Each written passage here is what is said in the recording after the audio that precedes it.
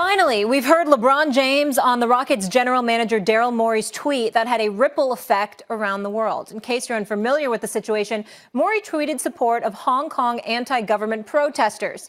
Here's LeBron's reaction yesterday.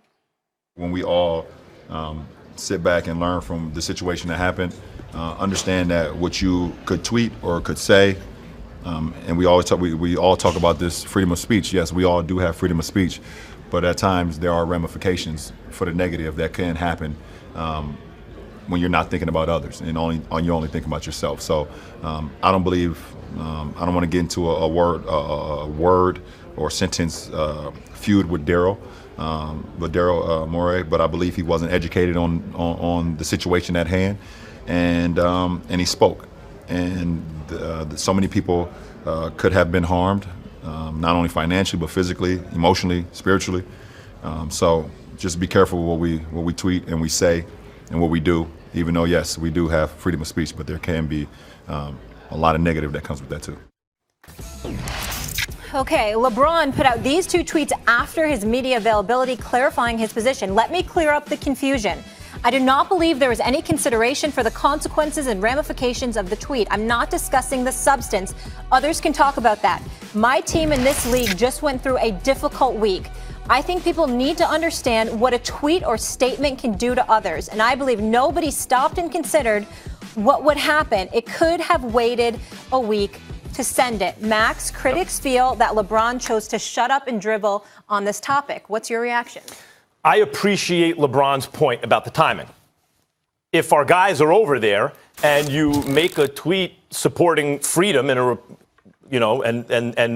and people are in an area controlled by a repressive communist government, you feel like you could endanger them, maybe even physically. Of course, there's a whole other argument. Wait a minute. A tweet supporting freedom can physically endanger our guys, and the danger comes from the government itself? Maybe they shouldn't be over there in the first place. That's a separate argument to be had. I also understand the point that, look, yeah, but we've done that calculation, and we've decided to send them over anyway and be careful. I appreciate that. And I also appreciate the fact that LeBron James, when you look at Nike and his movie deals, like you want to distribute in China, all these things, maybe you could argue has $1 billion worth of business in China. And he doesn't want to jeopardize $1 billion. I get it.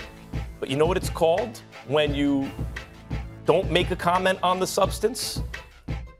Although LeBron's tweeted out statements, as other people have retweeted in the last 24 hours, you know, the Martin Luther King statement, a threat to justice anywhere is I just misphrased it, but I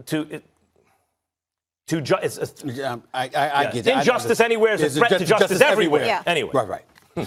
I would have helped you out earlier. I just forgot it myself. Anyway, I'm a little worked up about this. Okay, I got you.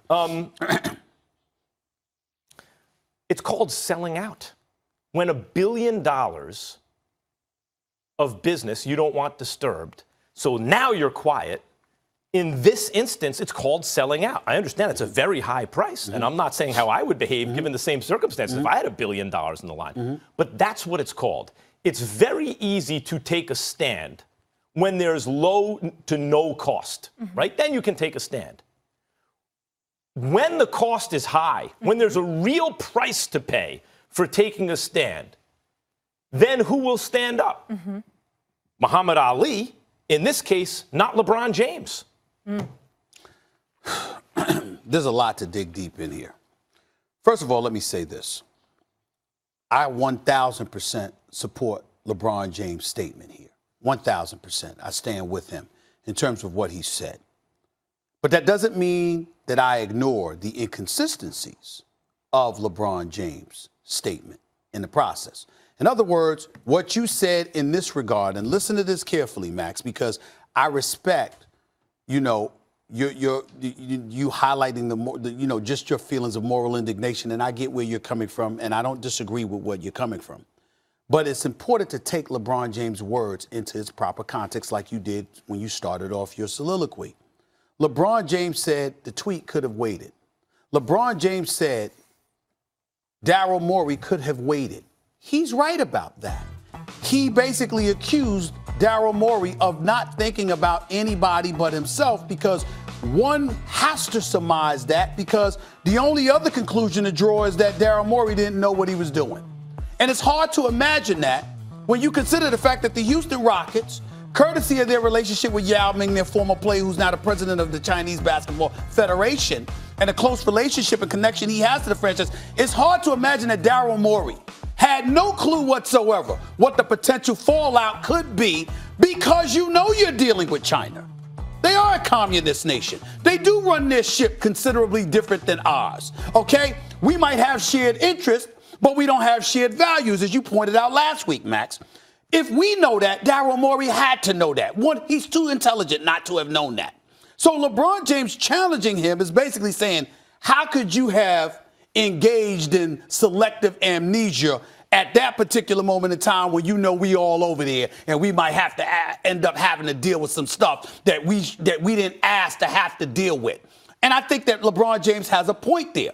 But there are others that will point to LeBron James once calling the president, quote unquote, a bum. One would point to LeBron James and how outspoken he has been and saying, excuse me, what hypocrisy, because here was Daryl Morey with his 7-word tweet or so, and you're getting on him about that. I don't necessarily think it vibes, but I'm telling you that's what people are going to say. He's saying Daryl Morey didn't think about other people, but you could argue he was only thinking about other people, the people of China. But what I'm saying is the reason why LeBron James was saying that, because more directly, he's alluding to the fact that we got NBA people over there. Yeah, and he's alluding to the business interests of the NBA. Well, not just that, the fact that those players are over there at that particular moment in time, and as a result, they're going to have to deal with it on Chinese soil as opposed to American soil, which becomes a bit more comprehensive and a bit more dicier than one would have imagined. But I do think that it's important to point this out.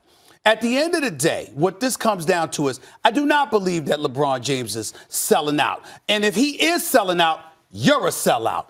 I'm a sellout. And a whole bunch of people are. Because let me tell you something right now, and I get so sick and tired of these trolls and people.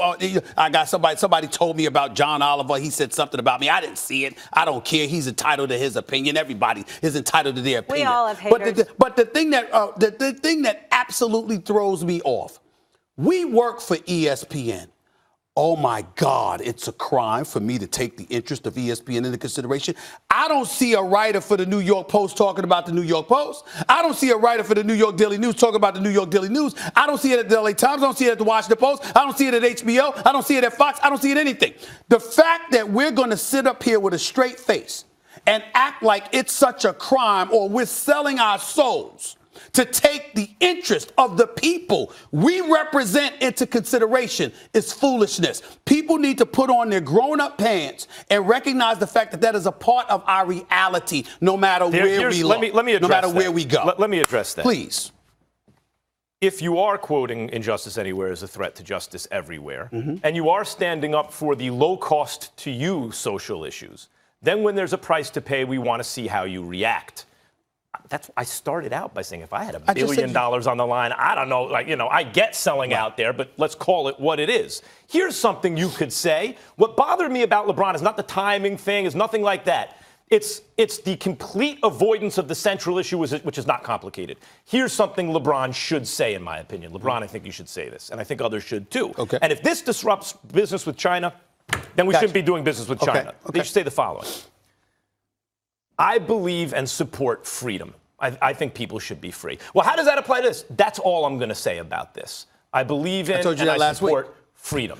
And by the way, this extends also to Steve Kerr, who made a comment I did not like. He was making a moral equivalency in a roundabout way between the United States and China in order to avoid talking about China, to not cause a disruption, particularly when our guys were over there. I get it.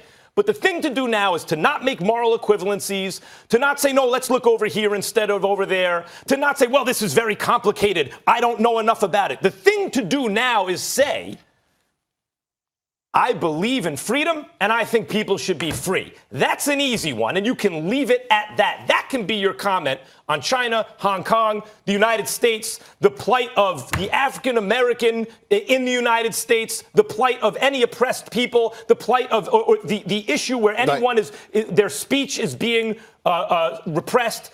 That's a comment to me. And I'm saying to you that if you have a multitude of spokesmen and women speaking on a particular issue, and you are behind the scenes making things happen, that's another way to handle it. And I'll end it by saying this. You have folks all the time that talk about certain folks in the black community. They could do more. They could speak out. Well, in certain situations, it's incredibly important that a black person speak out. But there are other black people that are behind the scenes making things happen. They're employing folks. They're hiring folks. They're making moves. The answer to everything isn't everybody giving a voice to it. The answer, sometimes there's somebody to articulate a voice. Whose league is it? You talk about LeBron James. Yeah, man, it's his league. It's his world. He stood up so many times, but when the cost was not like this. But Max, there is a white middle-aged executive that decided to send out a tweet. And we're talking about this black man. He needs to take this position. Where the hell is that? How come you haven't said Daryl Morey? Why the tweet? Get your behind out here. Get in front of the camera and speak on it since you started it. I'll do it. And I like Daryl Morey, but you started it. Speak. Let me change that. Because Steve Kerr speaking, Popovich speaking, LeBron speaking. Why not Daryl Morey? Race brought into this, but let me just be very clear and consistent about this. Sure. And if you want my social justice receipts, I think like we have them on the air, right? Sure. Let me be very clear. If it were an African-American executive who sent out that tweet, right, and the face of the NBA was a white player, I would be saying the exact same thing. And I believe you. Today. And I believe you. All I'm saying is that Daryl Morey is the middle-aged white executive, highly intelligent, very responsible. Why does everybody else need to speak, but we haven't heard from him? Let me get one other thing in here. 20 minutes after LeBron's tweet, Enes Kanter with a firestorm of tweets. Let me share one with you here. He said this, obviously you know he's at odds with his country of Turkey. Haven't seen or talked to my family in 5 years. Jailed my dad. My siblings can't find jobs. Revoked my passport. International arrest warrant. My family can't leave the country. Got death threats every day. Got attacked, harassed. Tried to kidnap me in Indonesia. Freedom is not free. We'll leave it there. The Panthers were left for dead with Cam, but have risen thanks to the leadership of who? Kyle Allen. Christian McCaffrey hasn't been so bad either. Should Superman worry about his NFL career? That's coming up next.